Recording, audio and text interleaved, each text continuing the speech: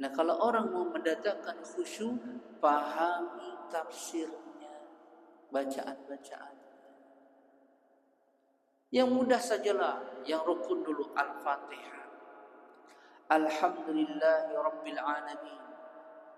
Segala puji bagi Allah, Rabb semesta alam. Kalau ditafsirkan Alhamdulillah, alif lam di situ maknanya lamu al-istighraq.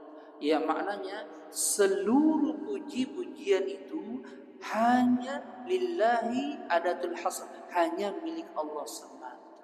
Baru kemudian para ulama tadi menafsirkan apa yang dimaksud dengan puji-pujian. Dia menyanjung, memuji Allah disertai dengan rasa cinta dan rasa ketundukan yang tinggi. Maka nanti kita nikmat ibadahnya. Rabb, makna Rabb adalah al-khalqi al-mudabbir. Al-khalqi al-mudabbir al-mulk, itu makna Rabb. Segala puji bagi Allah, Rabbil Alamin, Tuhan semesta alam. Maksudnya apa? Al-mudabbir al-khalqi al-mulk, bahwa Allah lah yang mengatur seluruh perkara yang ada di alam semesta ini. Allah lah yang memiliki apa yang ada di langit dan bumi. Allah lah yang menciptakan langit dan bumi. Kalau tahu maknanya, nikmat nanti ibadah. Nanti ada pengakuan dari hati kita, benar-benar kita butuh kepada Allah. Ar-Rahmanir Rahim, yang maha pengasih lagi maha penyayang. Itu kan terjemahannya. Maknanya Ar-Rahman, Allah Zur-Rahmah.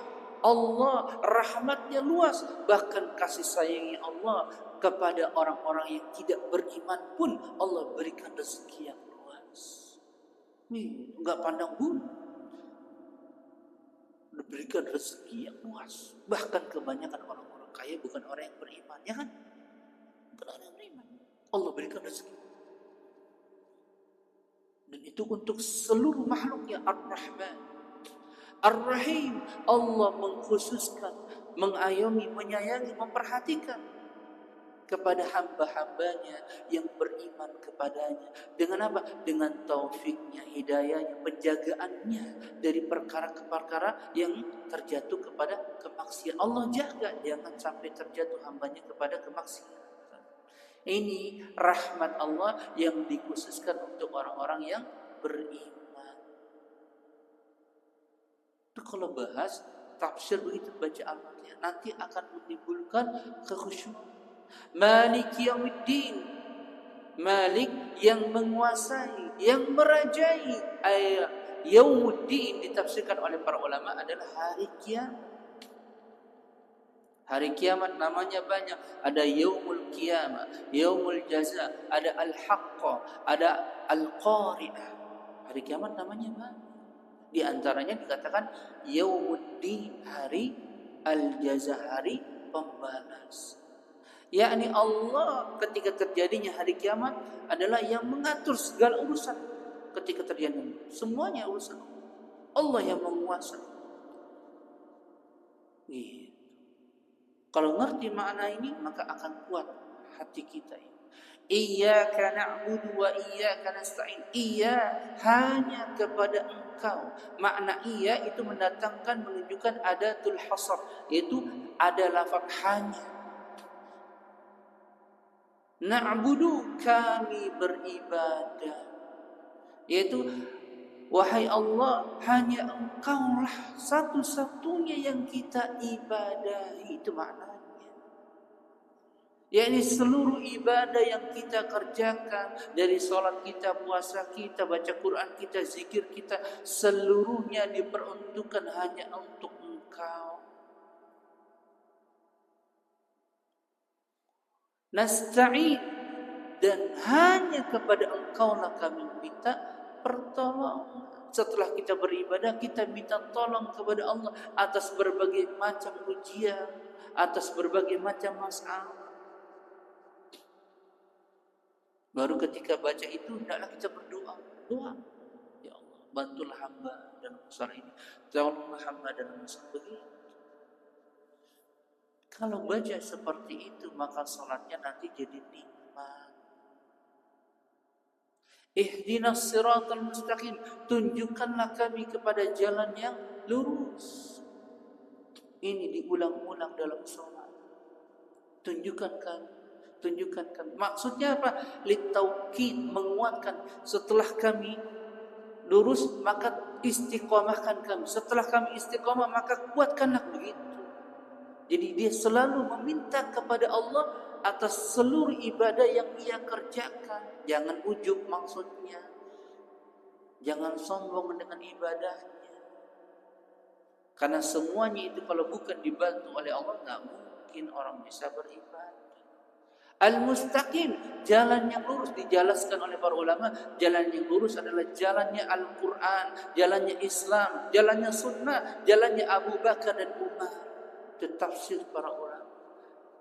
Maka orang yang ingin selamat hendaklah dia begitu Al-Quran dan Sunnah dan mengamalkan, mencontohi sahabat-sahabat Nabi, yaitu diantaranya yang paling utama Abu Bakar dan Umar.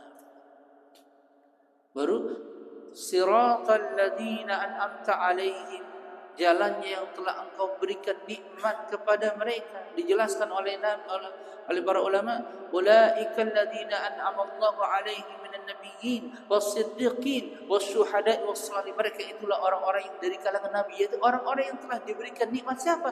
Dari para nabi, rasul, as-siddiq, suhada, orang-orang saleh.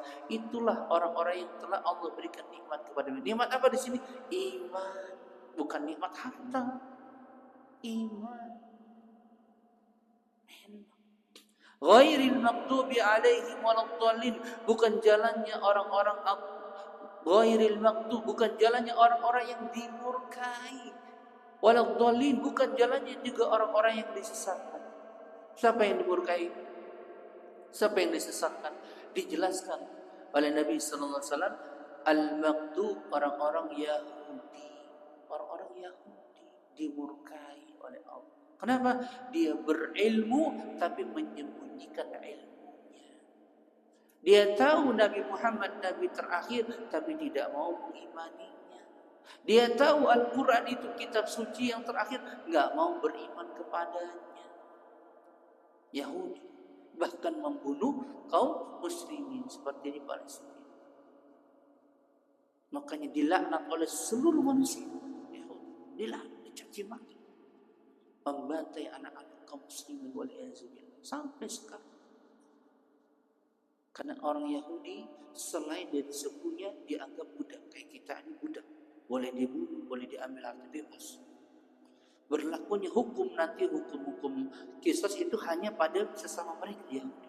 Tapi kalau selain Yahudi boleh disikat. Hadis. Gitu. Ya. Al-maghdub itu maknanya ad-dallin, orang-orang yang sesat, orang-orang yang mengikuti Isa bin Maryam, Nasrani. Kenapa dibilang tersesat? Karena dia beribadah tanpa ilmu. Agamanya dibangun tanpa ilmu, akhirnya ibadahnya macam-macam, ada yang joget-joget, ada yang nyanyi, macam-macam. Hancur agama. Jadi mainan orang. Kan sekarang orang jadi mainan orang. Maka Allah selalu mengulang-ulang membaca Al-Fatihah ini supaya kita diingatkan, janganlah kaum muslimin seperti dua kelompok ini. Gitu loh maksudnya. Hendaklah dia berilmu dan dia mengamalkan ilmunya. Hendaklah dia beribadah dan dia menegakkan ibadahnya di atas ilmu. Itulah ringkasan dari tafsir suratul Fatihah.